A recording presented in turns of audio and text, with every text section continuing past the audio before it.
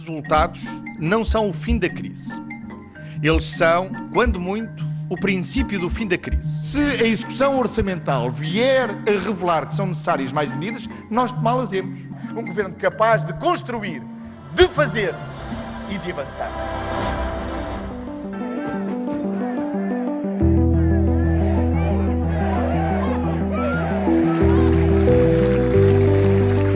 Esta derrota eleitoral é minha e quero assumi-la por inteiro esta noite.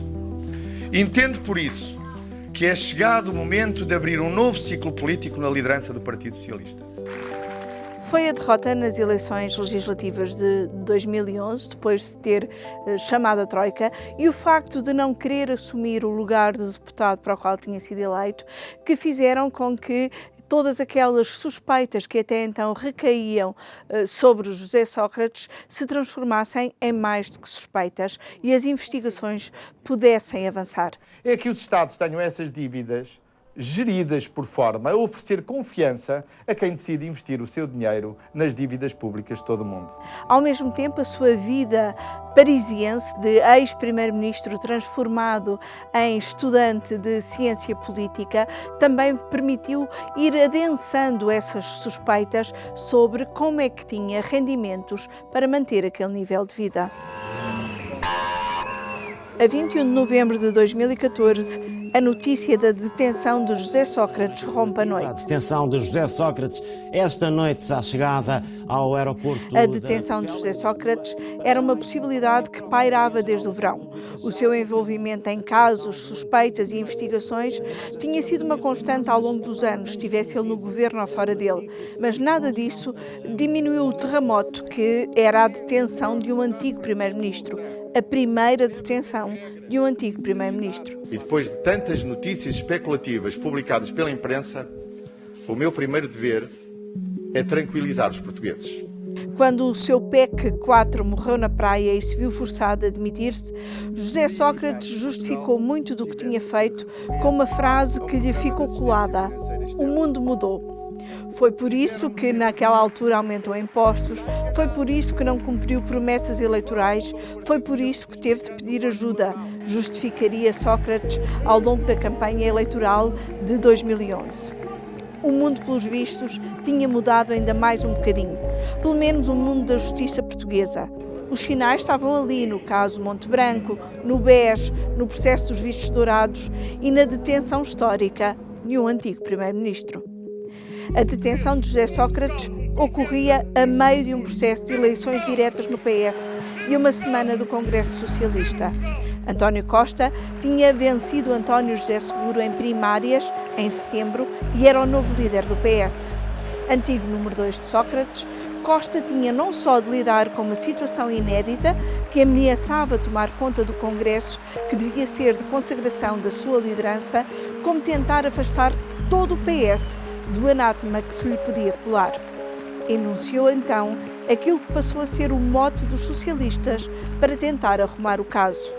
Devemos não só respeitar o tempo da justiça, como respeitar também o próprio pedido do engenheiro José Sócrates que fez as hoje palavras de Mário para que a política se aparte do processo de forma... Apesar da separação das águas, começaram as visitas à prisão de Évora.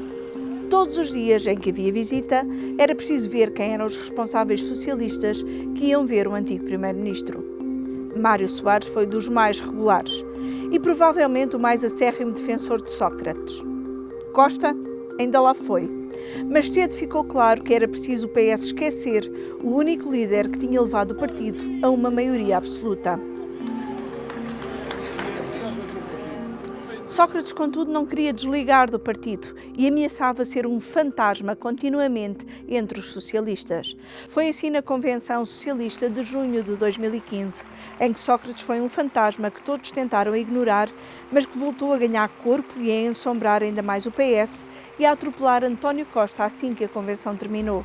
A Convenção devia ter sido o momento alto do lançamento do programa eleitoral do PS.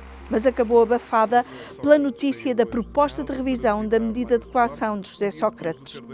Os noticiários das 8 da noite não abriram com a convenção do PS, nem com a prioridade que António Costa prometia dar ao emprego, nem com a polémica sobre a descida das contribuições para a segurança social, nem com as muitas promessas de aumento de rendimentos.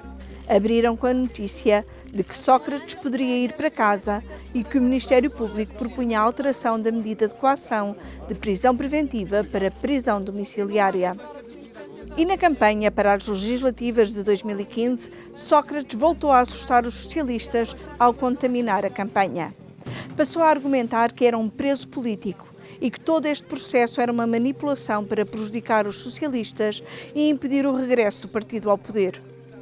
Os argumentos de Sócrates contrariavam as posições públicas de António Costa, que prosseguia a campanha esperando que os portugueses soubessem distinguir os planos político e judicial. A mudança de José Sócrates da prisão preventiva em Évora para uma casa em Lisboa por pouco não calhou no primeiro debate entre António Costa e Pedro Passos Coelho. Apesar dos apesares e de não ter vencido as eleições, o PS regressou ao poder e Sócrates deixou de estar ali, sempre ao virar da esquina socialista. Grande parte dos ministros de António Costa tinham estado nos governos de José Sócrates, mas passou a ser como se nada tivesse a ver com nada. Raramente a oposição usou o caso judicial para atacar o governo socialista. Mais facilmente usaram o pedido de ajuda externa e a alegação de terem levado o país à bancarrota. O divórcio entre Sócrates e o PS acabou por consumar-se em 2018, com um artigo de opinião do antigo líder socialista a anunciar que tinha pedido a desfiliação do partido para acabar com o que chamou de embaraço mútuo. António Costa tinha dito que ninguém estava acima da lei e Sócrates considerou que estava a ser alvo de uma condenação sem julgamento. Passados 10 anos do pedido de ajuda externa, passados quase 10 anos da derrota eleitoral de José Sócrates e quase 6 anos da sua detenção, e à beira de sabermos qual é a decisão instrutória deste processo, é como se já nada disto tivesse a ver com o PS, ou sequer com qualquer partido. O chavão de António Costa ganhou. À justiça, o que é da justiça. E o caso José Sócrates passou a ser apenas um processo judicial.